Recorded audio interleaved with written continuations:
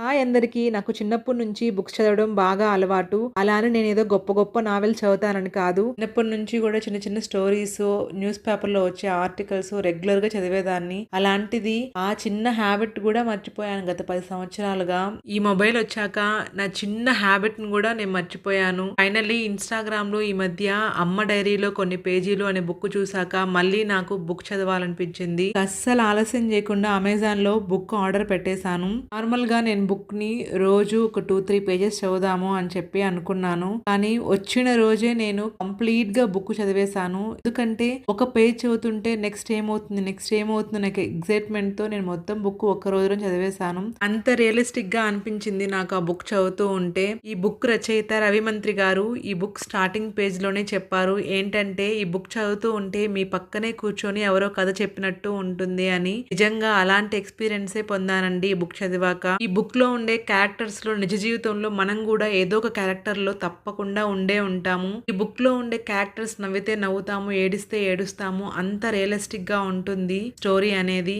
మొబైలే ప్రపంచం అనుకునే నేను ఈ టైంలో ఇలాంటి బుక్ చదవడం అనేది నాకు నిజంగా చాలా హ్యాపీగా అనిపించింది. ఈ బుక్ చదవడం ద్వారా మళ్ళీ నా హ్యాబిట్‌ని రీస్టార్ట్ చేసినందుకు I am really very very happy అండి. థాంక్ యూ సో మచ్ రవిమంత్రి గారు. ఇంత మంచి బుక్‌ని మాకు పరిచయం చేసినందుకు.